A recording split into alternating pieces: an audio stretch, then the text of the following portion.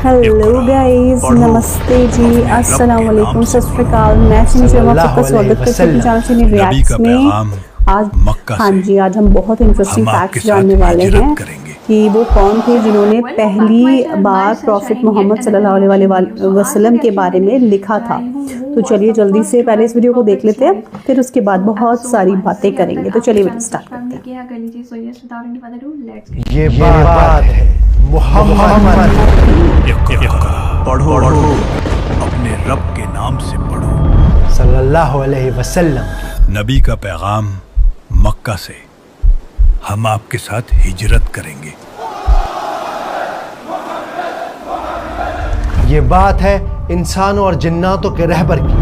मेरे दादा ने खुद अपनी आंखों से चांद के 2 टुकड़े होते देखे थे। अरे वो देखो चांद की तरफ। ये बात है सीरतुन नबी की।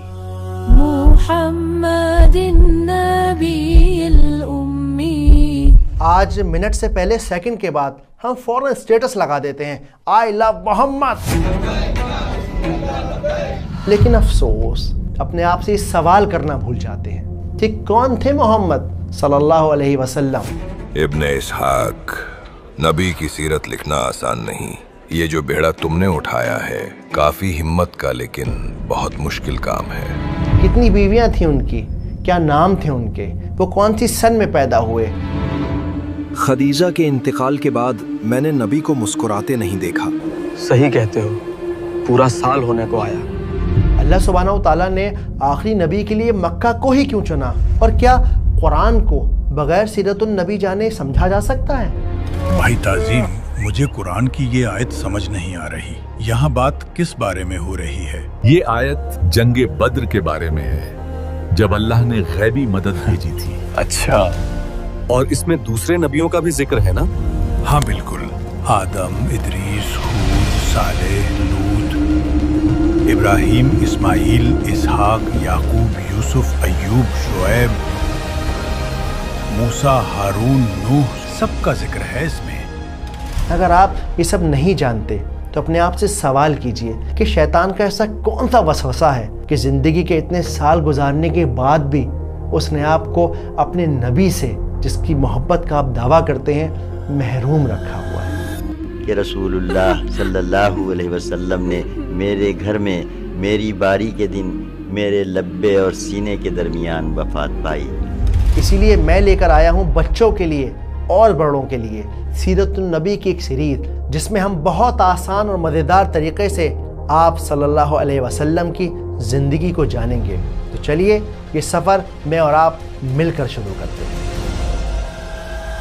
अस्सलाम वालेकुम। ये हमारी सीरतुन नबी सीरीज़ के सफ़र का पहला कदम है। मैं कोशिश करूँगा कि बहुत आसान और मज़ेदार तरीक़े से हम और आप सीरतुन नबी पढ़ सकें, क्योंकि हम सब लोग ज़िंदगी के आखिरी सांस पर अशहदु अल्ला इलाहा इल्लल्लाह मुहम्मदुर रसूलुल्लाह कहना चाहते हैं, लेकिन उसके लिए बहुत ज़्यादा ज़रूरत है इस बात की कि हम अल्लाह और उसके रसूल को जानते हों, पहचानते हों।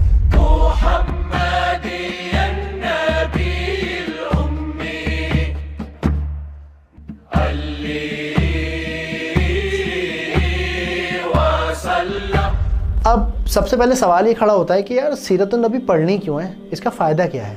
उसके लिए ये वीडियो देखिए। विजय, दीनानाथ, जॉन और हार का जीतने वाले को बाजीगर कहते हैं। हम यहाँ के रॉबिन हुड हैं, रॉबिन हुड पांडे।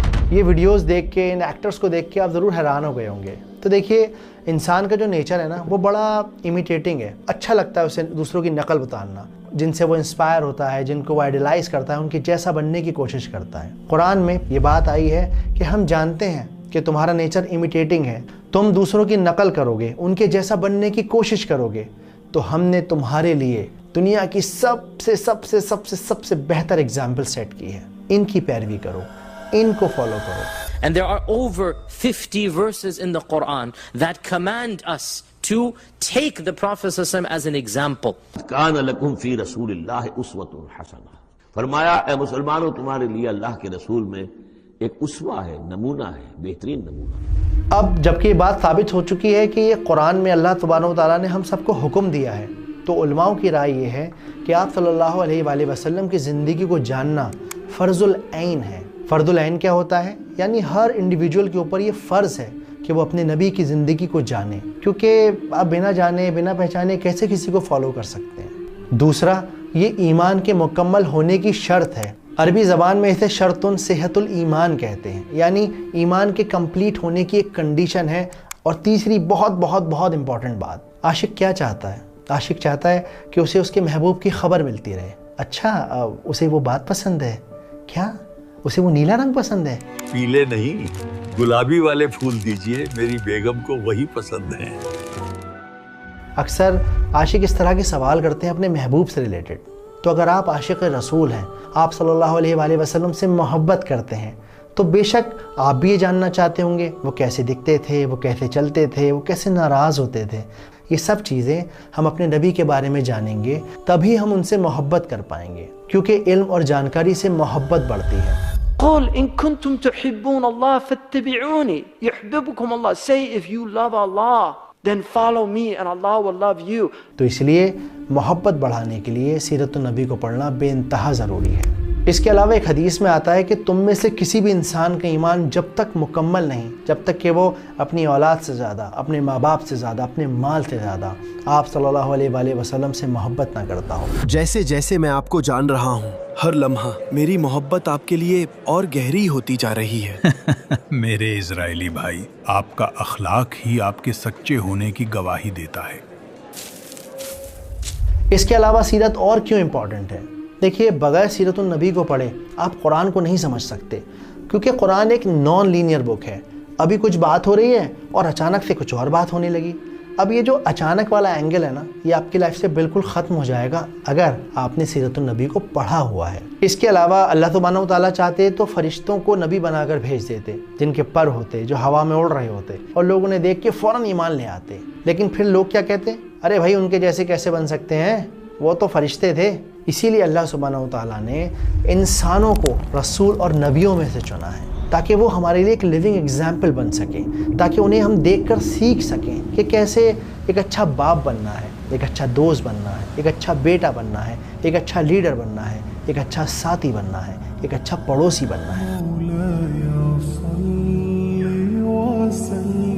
تو ہمارے اخلاق کے لیے بہت زیادہ ضروری ہے، ہمارے ماحول اور معاشرے کے لیے بہت زیادہ ضروری ہے کہ ہم سب کو سیرت النبی کا پتہ ہونا چاہیے، علم ہونا چاہیے۔ اس کے علاوہ زندگی کے کسی موڑ پر جب آپ اداس ہوں گے نا، آپ کو لگے گا کہ شاید اب جینا آسان نہیں، اب واپس یہ دل دوبارہ سے دھڑک نہیں پائے گا، تب یہ سیرت ہی ہوگی جو آپ کو ایک دم باہوں میں بھر لے گی، آپ کو سکون دے گی، آپ کو آپٹیمسٹک بنائے رکھے گی، آپ کو احساس دلائے گی کہ نبی کی زندگی میں ایسے ایسے مقام آئے ہیں کہ سن کے آپ کا دل پھٹ پڑے گا۔ لیکن پھر بھی ہمارے نبی نے کبھی کسی کے لیے کچھ برا نہیں چاہا، ہمت رکھی، اللہ پہ بھروسہ رکھا۔ محمد النبی الامی۔ اور سب سے زیادہ ضروری، سب سے زیادہ امپورٹنٹ کیا ہے؟ آپ صلی اللہ علیہ وآلہ وسلم کی عظمت کو، ان کے آنر کو، ان کی ڈگنیٹی کو مینٹین کرنے کے لیے، ہمیشہ اونچا رکھنے کے لیے سیرت النبی پڑھنا بے انتہا ضروری ہے، تاکہ جب کوئی ان پر انگلی اٹھائے نا تو آپ کے پاس اس کا جواب موجود ہو۔ Why did the Prophet Muhammad sallallahu alaihi wasallam married Aisha at the age of 9؟ تو میرے خیال سے اب یہ بات ایک دم کلیئر ہو چکی ہے کہ ہمیں سیرت پڑھنی کیوں چاہیے۔ تو اب اس سے ایک اور سوال نکل کر آتا ہے کہ ایکچولی سیرت ہے کیا؟ واٹ از سیرہ؟ تو دیکھیے، سب سے پہلے یہ سمجھیے کہ سیرہ ایک اسٹریس فری سبجیکٹ ہے، کوئی ٹینشن نہیں ہے اس کے اندر۔ اس میں ہونے والے انسیڈنٹ کو، لوکیشنز کو، تاریخوں کو آپ کو یاد رکھنے کی ضرورت ہی نہیں ہے، کیونکہ سیرت النبی کا مقصد چیزوں کو یاد کرنا نہیں ہے، بلکہ اپنے اندر ایک بدلاؤ لے کر آنا ہے، آپ صلی اللہ علیہ وآلہ وسلم کے ساتھ اپنی محبت کو بڑھانا ہے۔ نبی کا پیغام مکہ سے، ہم آپ کے ساتھ ہجرت کریں گے۔ اب بات کرتے ہیں ٹیکنیکل آسپیکٹ پہ کہ بھئی سیرہ ہے کیا؟ تو سیرہ ایک عربی کا لفظ ہے جو سارہ کے لفظ سے آیا ہے، جس کا مطلب ہوتا ہے سفر کرنا۔ تو جب آپ کہتے ہیں سیرت النبی تو اس کا مطلب ہوتا ہے نبی کی زندگی کا سفر۔ اب چونکہ یہ ایک سفر ہے تو سفر میں بڑے پڑاؤ بھی آتے ہیں، کہیں رکنا بھی ہوتا ہے، کہیں چلنا بھی ہوتا ہے، کہیں ٹھہرنا بھی ہوتا ہے۔ تو اس سفر میں کون کون سے پڑاؤ ہیں؟ سب سے پہلا شمائل، یعنی کہ آپ کے اخلاق کیسے تھے، آپ دکھتے کیسے تھے، آپ چلتے کیسے تھے، آپ باتیں کیسے کرتے تھے، آپ کے غصہ ہونے کا انداز کیا تھا، آپ کے مسکرانے کا طریقہ کیا تھا. یہ سب باتیں، یہ سارے شمائل ہمیں سیرت النبی میں ملتے ہیں. اب اگلا پڑاؤ کیا ہے؟ مغازی، یعنی کہ بیٹلز. آپ صلی اللہ علیہ وسلم کی زندگی میں بہت ساری جنگیں ہوئیں، بہت ساری غزوہ ہوئیں. جن جنگوں میں، جن ایکسپیڈیشن میں وہ پرسنلی شامل تھے، تو ہم ان جنگوں کے بارے میں بھی پڑھیں گے جس سے اسلام کو پھیلانے میں آسانی ہوئی، فتح ملی.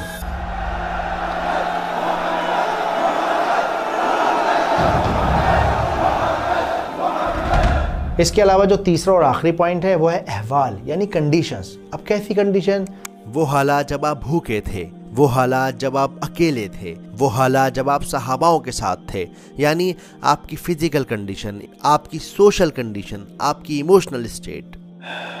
بھوک کی وجہ سے میں نے پیٹ پر پتھر باندھا ہوا ہے. اللہ کے نبی نے 2 پتھر باندھے ہوئے. اب جب یہ دونوں باتیں کلیئر ہو چکی ہیں کہ بھائی سیرہ کیا ہوتی ہے اور سیرہ کیوں پڑھنی چاہیے، تو اب یہ بھی جاننا بہت ضروری ہے کہ سیرہ پڑھنے کا ادب کیا ہے. تو ہمارا ادب یہ ہونا چاہیے کہ ہم یہ محسوس کریں، یہ جو 15-20 منٹ میں نکال رہا ہوں یہ صرف اور صرف میرے اور میرے نبی کے لیے ہیں. ڈسٹریکشن سے اپنے آپ کو دور کر لیجئے.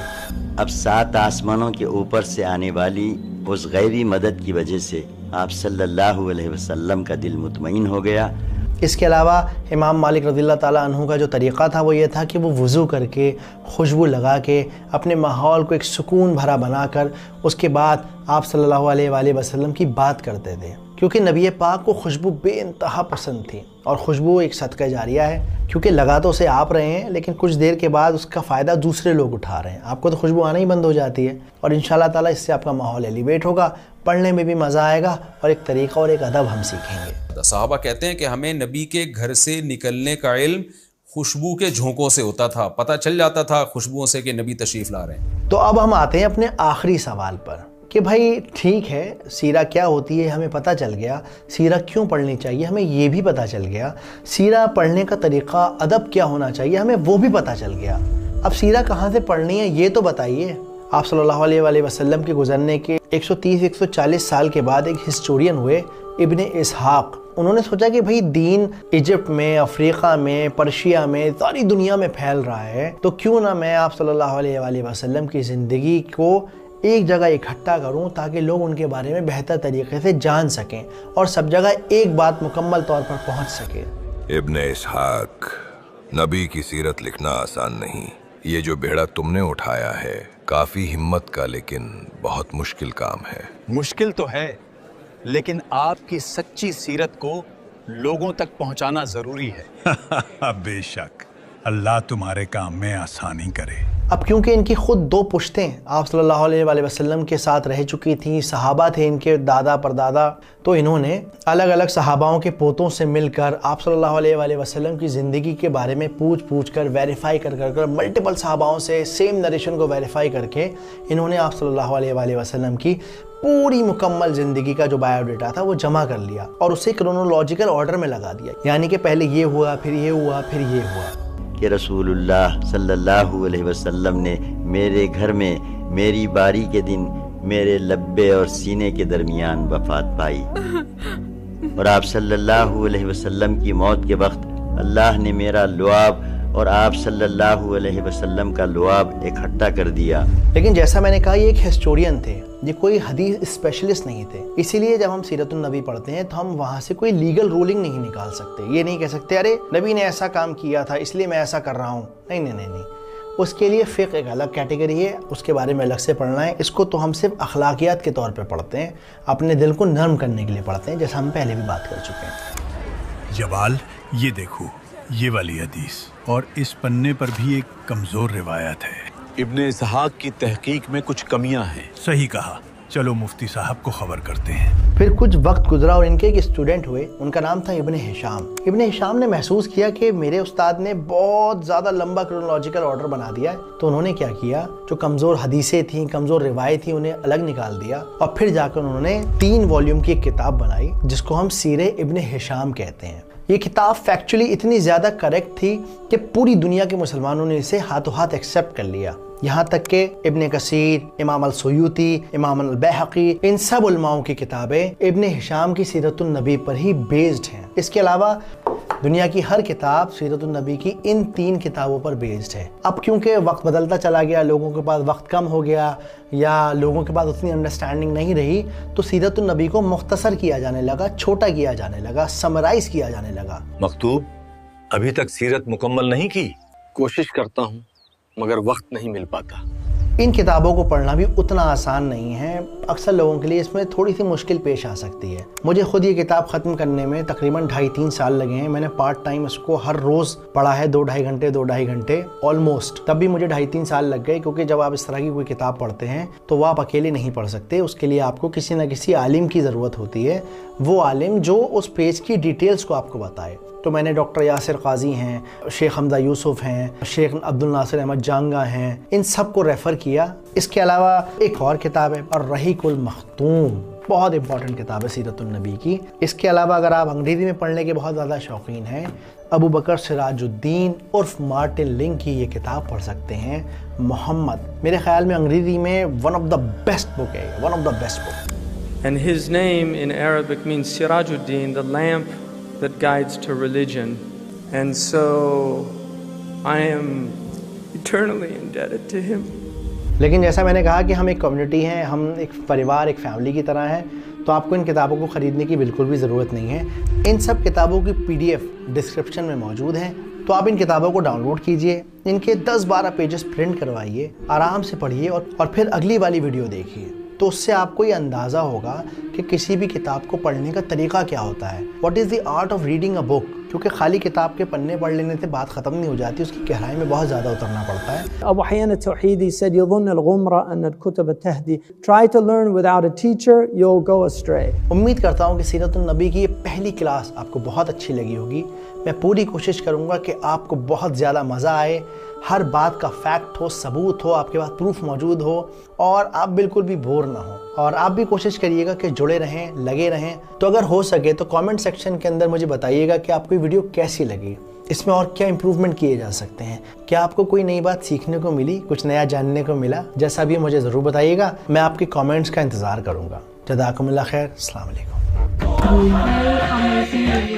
سچ میں گائز بہت ہی انٹرسٹنگ اور انفارمیٹیو ویڈیو تھی، مجھے تو بہت اچھی لگی۔ صحیح بات ہے کہ جب تک آپ سیرت النبی نہیں جانیں گے تب تک آپ قرآن کو نہیں سمجھ سکتے۔ سب سے پہلے آپ ہمارے پیارے پروفٹ محمد کی سیرت کے بارے میں جانیں، کیونکہ انہیں کے اوپر